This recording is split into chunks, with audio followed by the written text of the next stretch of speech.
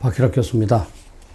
북한의 김정은이 장기간 행동을 드러내지 않다가 한번 모습을 드러내고 다시 잠수하는 양상을 반복함에 따라서 그의 건강이나 실각에 대한 의문이 지속되고 있습니다. 일각에서는 그가 사망하였거나 쿠데타로 실각했다는 주장도 없지 않습니다. 제가 얼마 전 유튜브에서 말했지만 북한에 대해서는 정보가 워낙 제한적이라서 누구도 분명한 실정을 알기가 어렵습니다. 김정은의 유고서를 많은 사람들이 거론하고 또 많은 사람들이 믿고자 하는 것은 김정은이 없어지면 북한에서 우리가 바라는 합리적이고 민주적인 변화가 발생할 것 같다고 믿기 때문입니다. 저는 그 기대의 동기는 충분히 이해합니다. 그러나 그것은 현실적인 기대는 아닙니다. 첫째, 김정은이 유고되면 누군가가 그를 대체할 것인데 그 대체자가 합리적이거나 민족일 가능성보다는 오히려 그 반대일 가능성이 더욱 높다는 겁니다. 북한과 같은 약육강식 권모술수의 사회에서 합리적이거나 민족인 사고를 가진 사람이 상층부까지 진출하기는 어려울 것이고 원래 합리적이고 민주적인 성품을 가진 사람이라고 하더라도 반대로 바뀌었을 겁니다. 둘째, 북한의 현 체제에서 권력을 장악하고자 한다면 김정은보다 더욱 독재적이거나 비합리적일지도 모릅니다. 얼마 전 김여정이 표독한 언어를 내뱉고 개성의 연락사무소를 일거에 폭파한 것을 기억할 겁니다.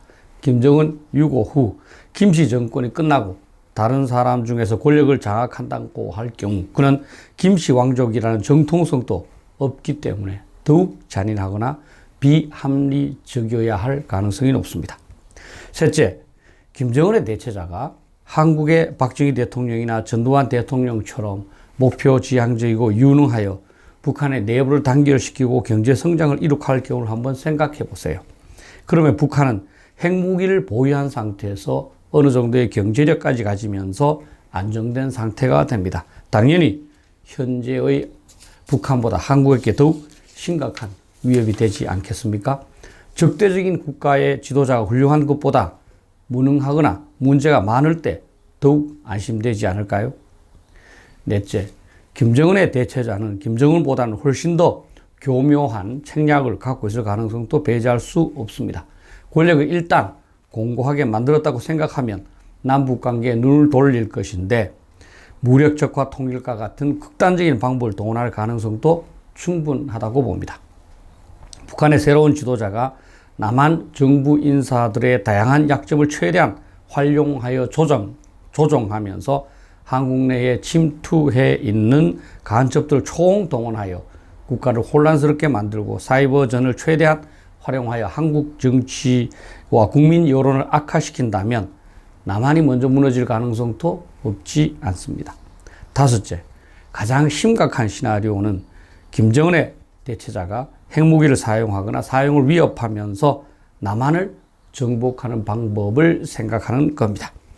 현재 북한 상황에서 김씨 일가 이외의 권력을 잡는다면 군부 출신일 가능성이 높을 것인데 그는 전략과 전술 문제에 대해서 훨씬 깊은 지식, 식견을 갖고 있을 것이기 때문입니다. 그는 6.25 때와 같은 전면전은 승산이 없지만 단기 속결전을 통한 서울에 대한 기습 공격은 성공할 수도 있다고 판단할 수 있습니다.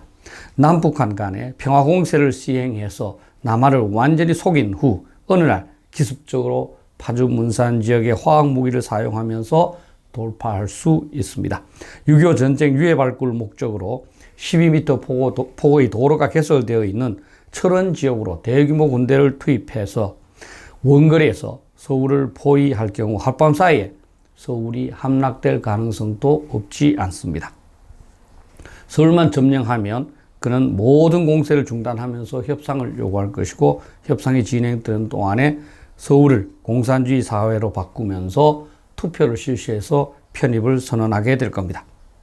영어 수거에 be careful what you ask for 라는 말이 있습니다. 좋은 결과를 기대하면서 변화를 바랐는데 실제로는 더욱 나쁜 결과가 될 수 있다는 말입니다. 우리 모두는 북한의 현 김정은 체제가 워낙 문제가 많다고 생각하면서 어떤 변화가 발생하기를 바랍니다. 현재보다 더욱 나빠지는 일은 없을 것이라고 생각하기 때문입니다. 그러나 현재의 김정은보다 더욱 나쁘면서 술수가 강한 지도자가 등장해서 핵무기로 남한을 위협하는 최악의 상황이 발생할 가능성도 걱정해야 합니다. 일부 국민들은 김정은에게 유고 사태가 발생하면 북한이 무정부 상태로 진입할 것이고 우리가 흡수 통일하면 된다고 생각하지만 김일성과 김정은 사망의 경우에 곧 안정된 것처럼 그 가능성은 매우 낮습니다. 김정은의 유고가 발생하더라도 무정부 상태가 될 가능성은 낮고 누군가가 통제해서 안정을 찾게 될 겁니다. 또한 국제법에 의하면 북한이 불안정해졌다고 해서 한국의 군대나 경찰이 북한 지역으로 들어가거나 한국 정부가 북한 정부를 일방적으로 흡수 통일할 수가 없습니다. 독일 통일의 경우처럼 북한에 등장한 새 정부가 통일에 합의해야만 통일이 가능합니다. 다음에 북한 지도자가 동독의 지도자처럼 통일을 바랄 가능성도 배제할 수는 없지만 일반적으로 적화 통일 전략에 더욱 매진할 수 있고 핵위협 화해에서 연방제 통일을 강요하거나 남한을 공격할 가능성이 더욱 높다고 저는 봅니다. 북한에서 김정은만 사망하면 뭔가 변화가 발생할 것이라고 생각하는 것은 병을 치료하는 데 있어서 단방약을 희구하는 심리와 같습니다. 단방약만 구하면 된다고 생각하기 때문에 다른 대비는 하지 않는 거지요. 요행을 바라는 것과 같습니다. 요행에 기대어 만전지계를 등한시하다가 북한에게 정복당하는 사태를 초래할 수도 있습니다. 남북관계에 단방약은 없습니다. 제대로 원칙대로 대비해야 합니다. 군사적으로 북핵 대비 태세를 철저히 강구하고 강력한 한미동맹을 바탕으로 미국과의 공조체제를 확고히 함으로써 외교적으로 북한을 압도해야 합니다. 그러면서 우리 내에 자유민주주의 체제를 확고히 해서 북한이 어떤 대안을 선택하더라도 위태롭지 않도록 단결하고 국가를 안정시켜야 합니다. 현재 김정은 대신에 북한을 제대로 통치할 수 있는 유능한 사람이 나타나서 국내를 단결시키고 경제적 빈곤을 벗어날 경우 사실상의 핵 보유국인 북한은 경제력과 핵 전력을 동시에 구비하게 될 것이고 그것이 한국에게는 가장 더욱 위험한 시나리오가 될 수 있습니다. 감사합니다.